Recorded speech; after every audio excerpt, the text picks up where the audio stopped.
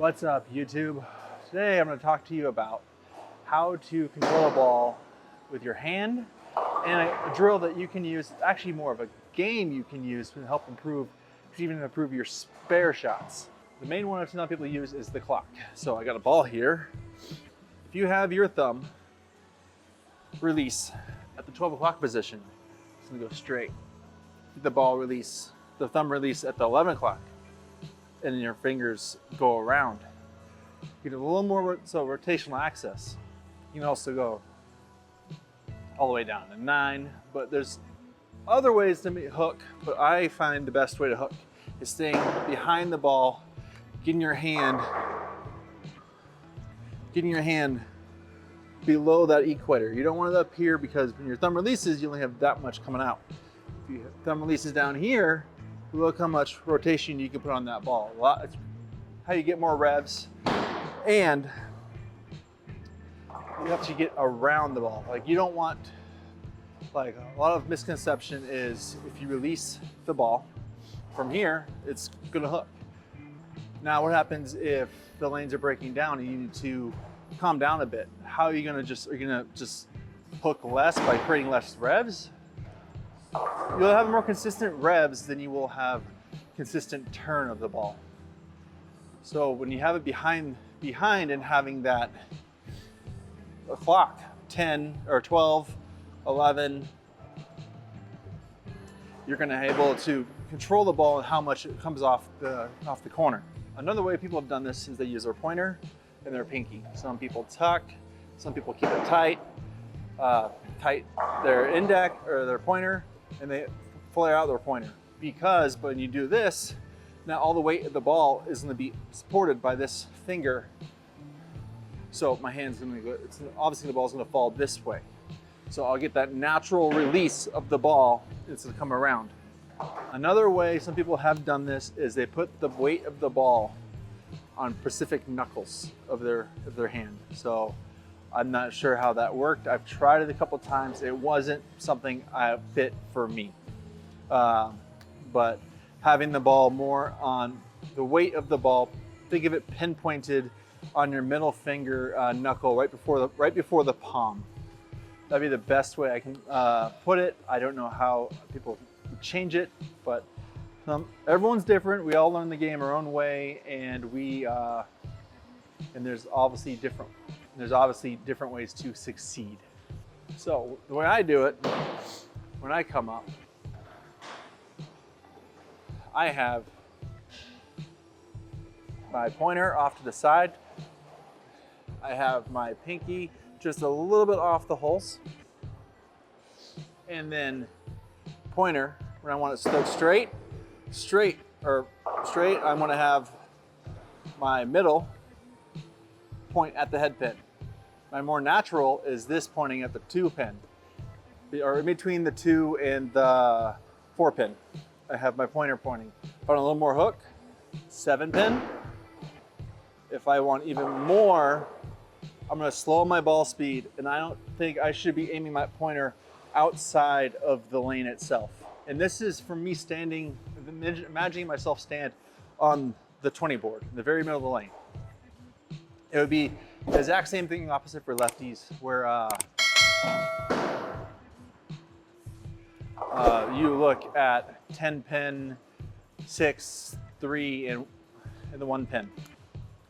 But I will show you a couple drills, or a drill to work on this. You just do your no step and your 1 step. The no step, kind of work on your release.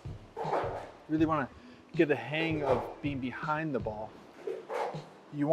So when you're throwing, you don't want to be around. See how my wrist is facing that way? Point your wrist at your target. Your wrist should point to the target. But let's get my fitness position. I'm gonna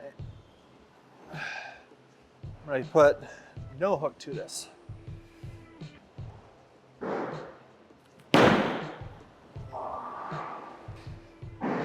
Now we're going to the fitness position.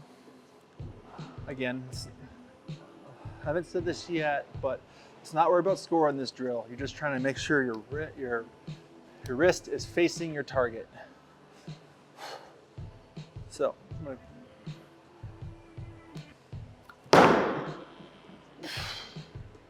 now you can move on to the one step. So stand back from like a power straight away. All you're trying to do is just get the ball into that finish position for the good, best finish. Pointing at the target. It's not worried about score still. You're just working on your hand.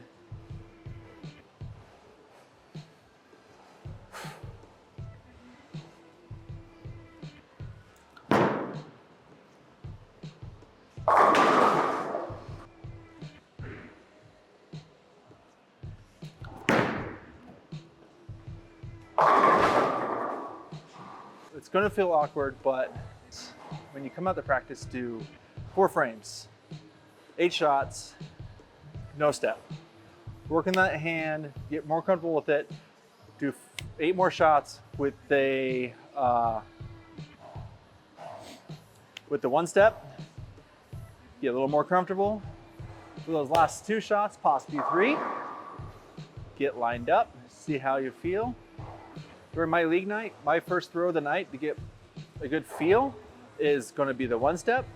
And then I move into a 4-step timing drill for 1 shot. And then I'm already stretched and warm by then. I got a good feel now, and I get lined up, hitting my balls. Showed you a couple drills to get in the concept down of how you can throw up the lane. Now, let's show you that little game where, an example where you release the ball is necessary. So the game I'm going to throw, that's out of here. Black Widow 3.0. You know this is the big ball. The main part of the game is to hit arrows 1, 2, 3, 4. For you lefties, it's still going to be 1, 2, 3, 4. Righties 5, 10, 15. You can go for the lefties 35, 30, 25, if you want to call that. But you can still go 5, 10, 15. I'll show you this ball can do. I'm going to just go off one board. Now, if I don't reduce my hand, it's going to scream across. Or not one board, it's first arrow.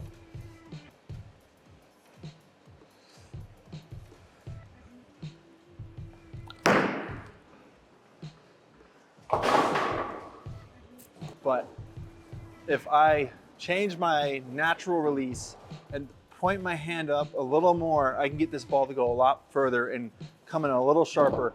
Also, you can use it for like a more rolly release. That way, if you're coming in too hard, you can make it like stand up and kind of just roll into the pins rather than still like come in hard. But let's show you. So going for the first arrow, I want this big ball to stay tight.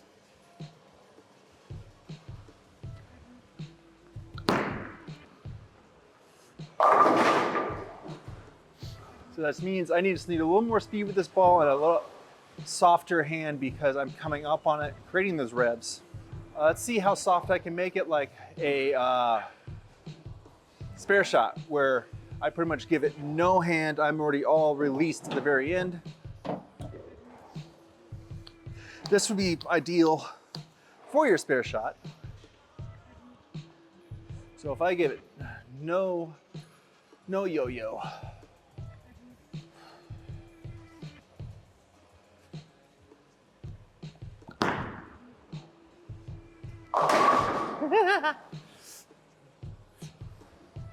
I can make that ball go straight on a drag.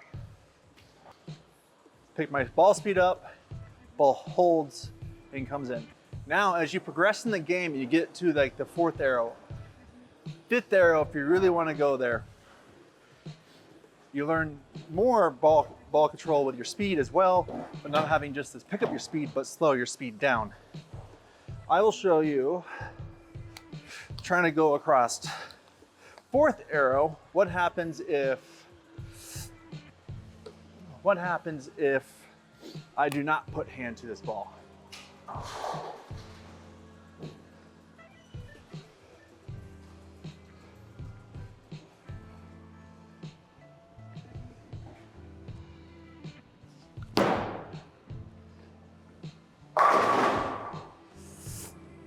doesn't want to come back. So now you want to, like I said, I put my pointer and I'm going to aim at the 7 pin, creating that rotational axis, making the ball want to go there with the additional help of this gas mask core. And with its cover stock, it will grip and rip. Going for the strike here. 4th arrow.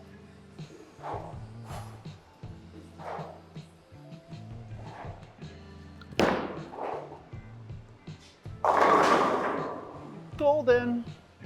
So going from arrows 1 to 5, 5 is not a strong suit. So I've actually had a really I think it took me 25 throws with the 5 arrow. So I'm working on that. But 1 through 4, my personal best I think was 7 shots. We've done the game. We're done the game. Can I, with the 3-point, I can with the 3-point now because I've been practicing this a lot with straightening the hand out. I can use this as a spare ball. So if I'm just trying to knock out the 10 pin,